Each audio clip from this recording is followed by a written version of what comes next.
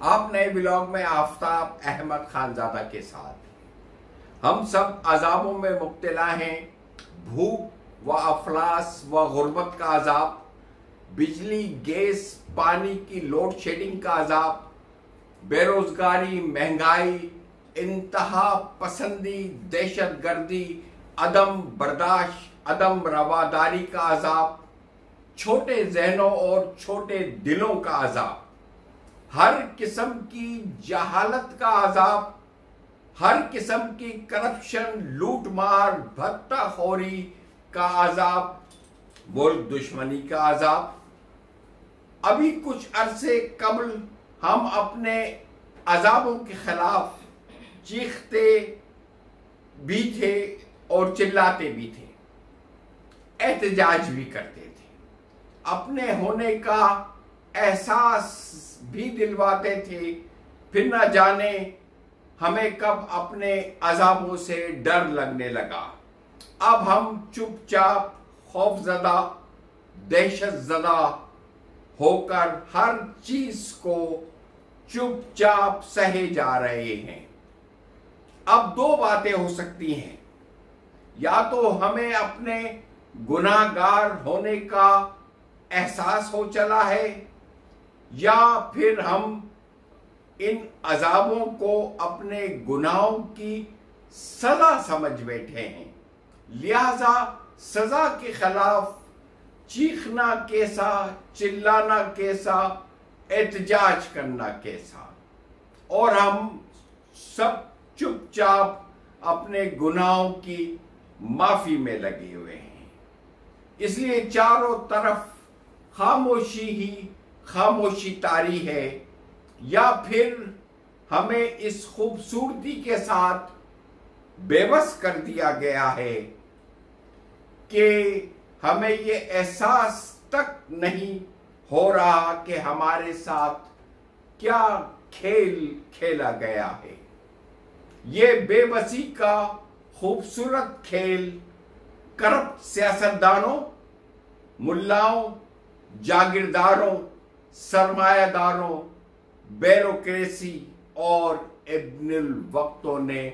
مل کر ہمارے ساتھ کھیلا ہے۔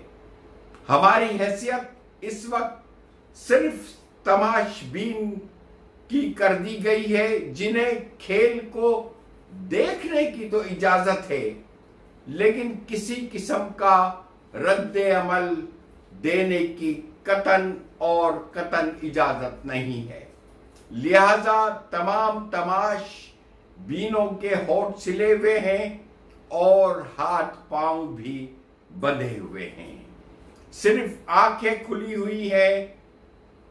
اور انہیں کسی بھی قسم کی حرکت کرنے کی اجازت نہیں ہے۔ اب ہمیں صرف پیدا ہونا ہے اور اپنی آخری سانسیں تک اپنی زندگی کو برقرار رکھنے کے لیے جد و جہد کرنی ہے۔ آئیں ہم اپنے تمام تر خواہشوں، آرزوؤں، تمناؤں اور خوابوں کو آگ لگا دیتے ہیں۔ آئیں ہم اس مقدس کھیل، آئیں ہم اپنے خلاف اس مقدس کھیل کو جو ہمارے ساتھ کھیلا جا رہا ہے، اس کو سمجھنے کی کوشش کرتے ہیں۔ اصل میں ہمارے مقدس اتحاد کو اس بات کا اچھی طرح سے احساس ہو چلا تھا کہ ہم اکیلے اس ملک کے وسائل، اقتدار، اختیار اور حقوق پر جبری تسلط ہمیشہ قائم نہیں رکھ سکیں گے۔ اس جبری تسلط کو برقرار رکھنے کے لیے ہمیں بہت سارے اور اراکین کی ضرورت ہوگی، کیونکہ ظاہر سی بات ہے جب آپ اکیلے ہوتے ہیں تو آپ کمزور بھی ہوتے ہیں اور آپ کو اس بات کا ڈر بھی ہوتا ہے کہ ملک کے یہ مظلوم بے بس عوام اگر ان کے خلاف اٹھ کھڑے ہوئے تو پھر ہمارا کیا ہوگا۔ اس لیے ان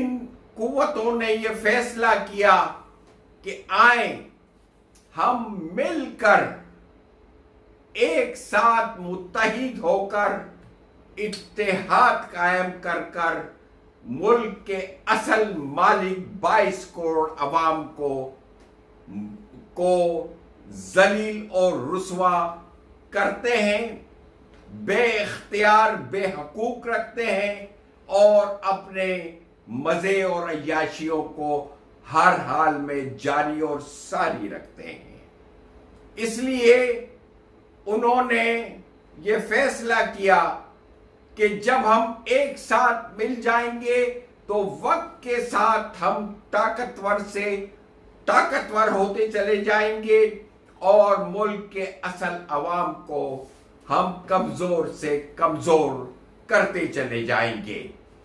اس لیے عام لوگ اس کھیل کا شکار ہو کر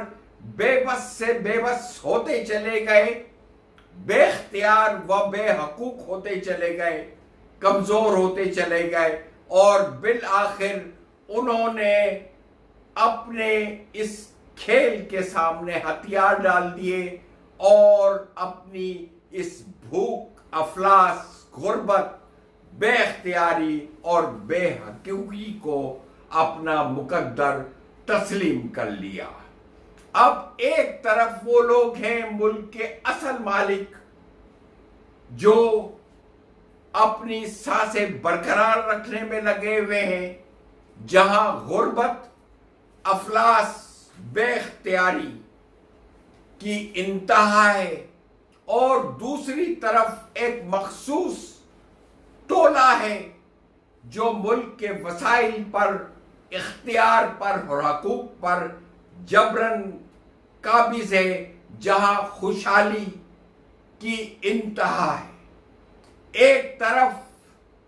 وہ لوگ ہیں جو روٹی کے لیے،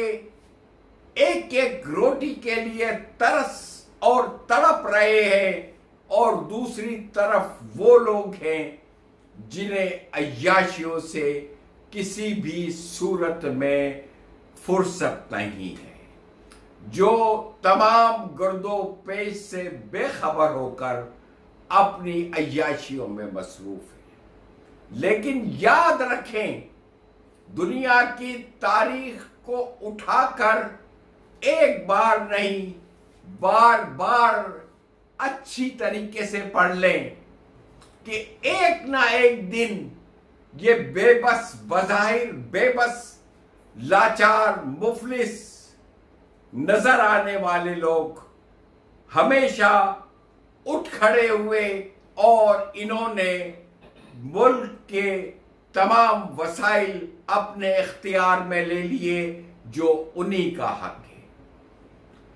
ہم ایک بار پھر اس اشرافیہ سے درخواست کرتے ہیں کہ خدا را تاریخ کو پڑھ لیں، وہ دن اب بہت دور نہیں ہے، کیونکہ جب بہت زیادہ اندھیرا ہو جاتا ہے تو پھر سویرا اتنا ہی قریب ہوتا ہے۔ اس لیے وہ آسمان پر لکھی ہوئی بات کو اچھی طریقے سے پڑھ لیں کہ ان کی یہ جبری تسلط، ان کا یہ ظلم و ستم اب مزید نہیں چلے گا، اور کسی نہ کسی روز، جو اب بہت دور نہیں ہے، ملک کے 22 کروڑ عوام ان کے خلاف اٹھ کھڑے ہوں گے اور انہیں چھپنے کے لیے پوری دنیا میں کوئی بھی جگہ نصیب نہیں ہوگی۔ خدا